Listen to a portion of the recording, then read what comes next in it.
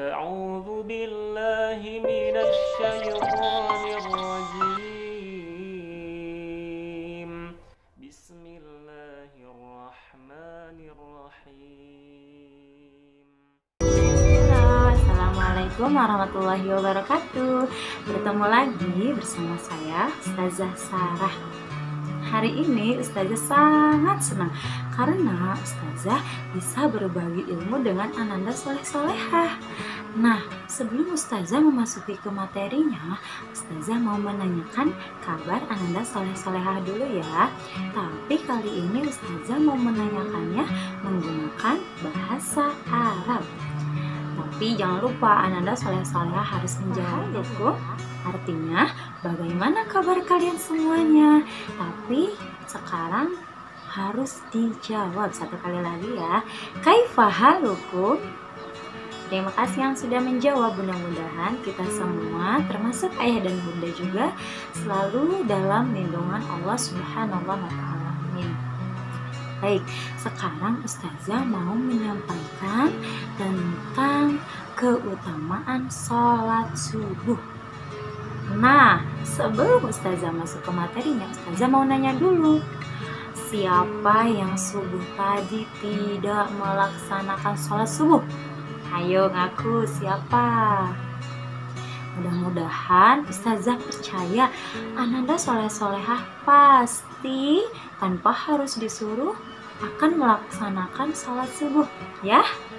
Baik, sekarang Ananda Soleh-Solehah yang dirahmati Allah SWT, Ustazah mau menyampaikan tentang keutamaan sholat subuh ya. Nah, di sini sholat subuh itu sholat yang dilakukan pada waktu fajar. Kita sedang memasuki bulan Ramadan ya.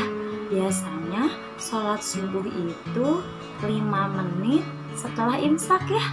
Jadi setelah kita makan sahur, kemudian sudah memasuki waktu imsak, kita harus langsung bergegas bersiap untuk melaksanakan sholat subuh ya.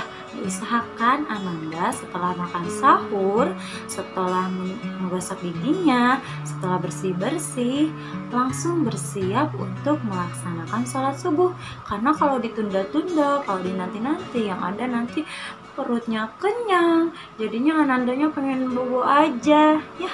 Nggak boleh begitu. Sebaiknya setelah makan langsung bergegas untuk melaksanakan sholat. Dan yang paling bagus itu ikhwan sholatnya berjamaah di masjid ya. Perempuan juga boleh di masjid, tetapi alangkah lebih baiknya perempuan di rumah saja ya. Nah, di sini ada 11 keutamaan sholat subuh berjamaah. Ustazah mengutip dari buku yang berjudul Fakta dan Keajaiban Sholat Subuh. Langsung saja ya. Yang pertama, mendapat cahaya yang sangat terang pada hari kiamat. Nah, kira-kira siapa yang mau mendapatkan cahaya yang sangat terang pada hari kiamat? Lampu yang ada di rumah kita tidak ada bandingannya.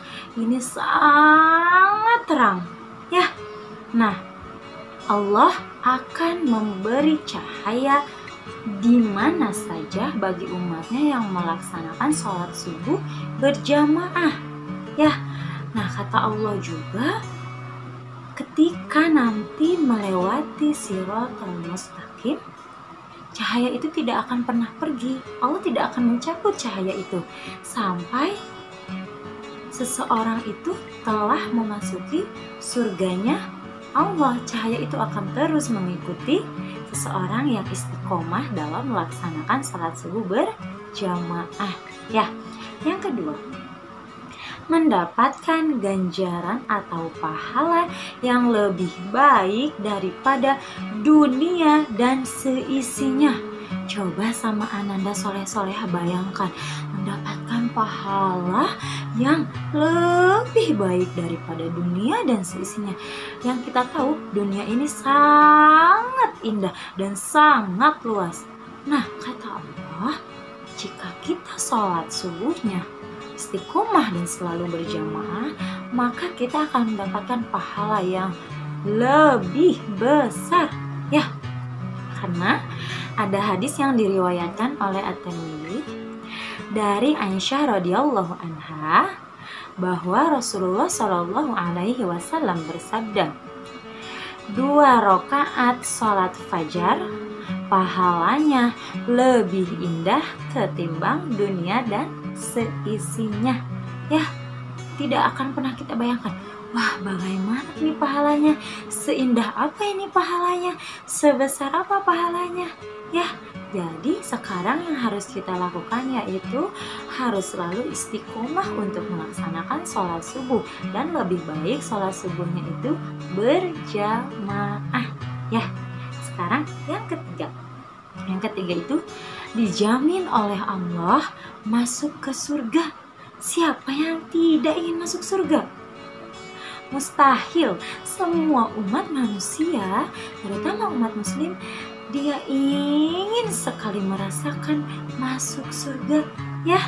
Maka dari itu Allah telah menjamin hamba-Nya yang melaksanakan sholat subuh tepat waktu, berjamaah dengan hati ikhlas, Allah jamin akan masuk surga. Allah tidak pernah berbohong dengan janjinya.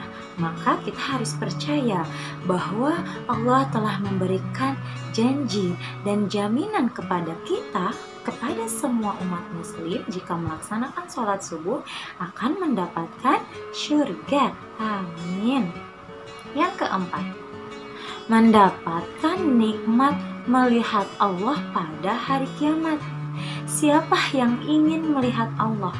Ustazah pun ingin melihat Allah, ingin melihat Rasulullah, ya. Kita semua pasti ingin melihat Allah. Maka Allah telah menjamin juga ketika kita sholatnya rajin, sholatnya selalu tepat waktu dan berjamaah, insya Allah Allah akan menjamin kita akan bertemu dengan Allah di hari kiamat nanti, ya. Selanjutnya yang kelima, menghapus dosa sepanjang malam. Salat subuh itu dilakukan pada waktu fajar, ya. Allah pun akan menghapuskan dosa manusia yang melaksanakan sholat subuh itu sepanjang malamnya. Bagaimana coba? Itu hanya sholat subuh saja Allah sudah menghapuskan dosa 1 malam penuh. Apalagi kalau kita melaksanakan sholat yang wajib malam. Selanjutnya, yang keenam, mendapatkan jaminan perlindungan Allah sepanjang hari. Ketika kita melaksanakan sholat subuh, Allah telah menjamin juga Allah akan melindungi hambanya yang melaksanakan sholat subuh, melindungi melindungi hari itu. Ketika melaksanakan kegiatan di siang hari, di sore hari, Allah akan jamin akan melindungi hamba tersebut, yaitu vitalitas dan imunitas tubuh menjadi lebih kuat. Kemudian metabolisme tubuh menjadi lebih baik.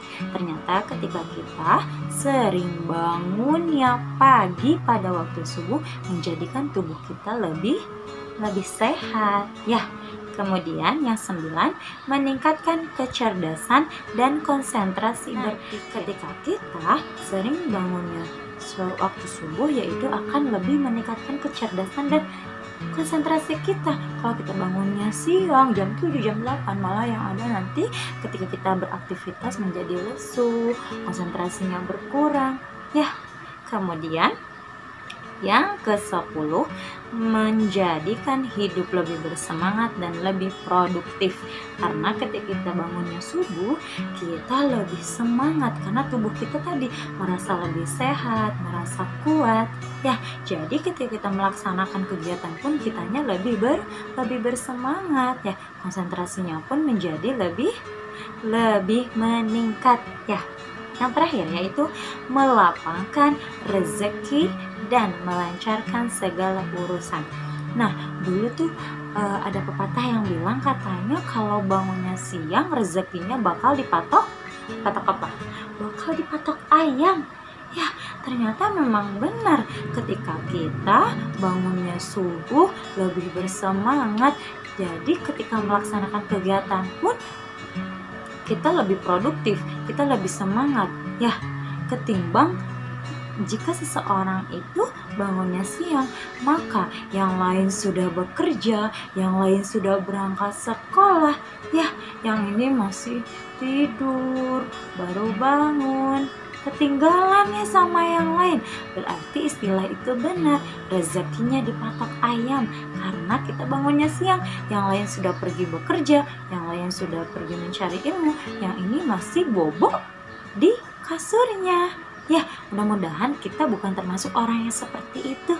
Ya, jadi tadi Ustazah sudah menjelaskan 11 keutamaan sholat subuh berjamaah. Kemudian ternyata Rasulullah berdoa bagi hambanya yang sholat subuh berjamaah. Ya, doa ini disebutkan dalam suatu hadis. Hadisnya seperti ini: ya Allah, berkahilah umatku selama mereka senang bangun subuh. Hadis riwayat Tirmizi, Abu Daud, Ahmad, dan Ibnu Majah. Ya, ternyata dalam hadis tersebut Rasulullah SAW berdoa agar umatnya itu selalu diberikan keberkahan oleh Allah.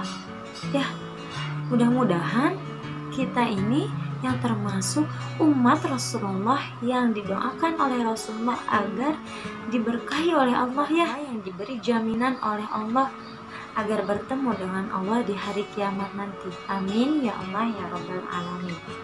Nah, ternyata jika dari ananda soleh-soleha masih ada yang malas melaksanakan sholat subuh, ada yang tahu?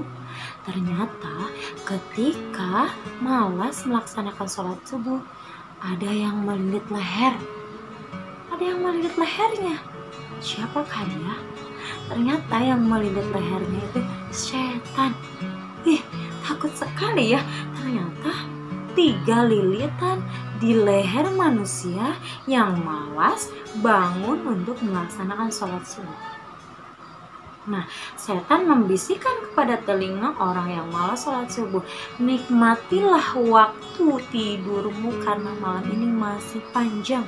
Maka dia tarik selimut lagi, dia tidur lagi dengan nyenyak.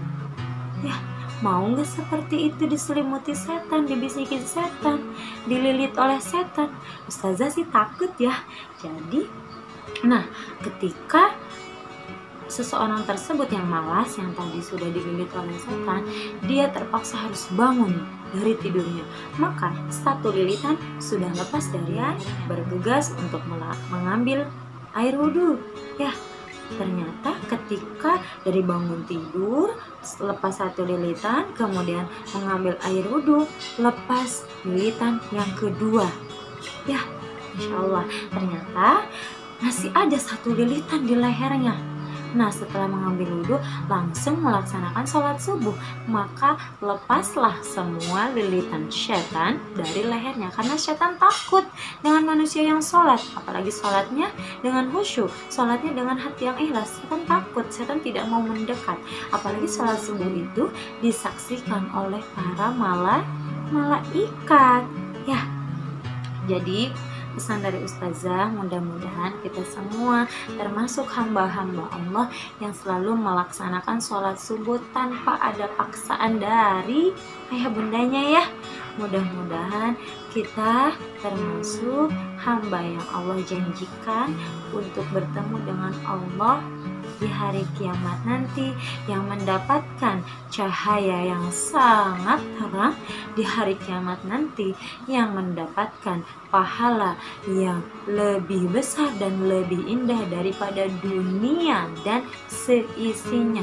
Dan mudah-mudahan kita menjadi hamba Allah yang dijanjikan masuk surganya Allah Subhanahu wa Ta'ala. Cukup sekiannya dari Ustazah Sarah, mudah-mudahan ilmunya bermanfaat. Jangan lupa tetap di rumah saja, jaga kesehatannya, kemudian ibadah puasanya mudah-mudahan selalu diterima oleh Allah Subhanahu wa Ta'ala dan selalu lancar dalam melaksanakan ibadah puasanya ya. Kemudian ayah dan bunda juga tidak lupa agar selalu diberikan kesehatan oleh Allah Subhanahu wa Ta'ala dalam menjaga ananda soleh-solehahnya. Sekian dari Ustazah Sarah. Mudah-mudahan nanti kita dapat bertemu lagi di lain kesempatan ya. Wassalamualaikum warahmatullahi wabarakatuh.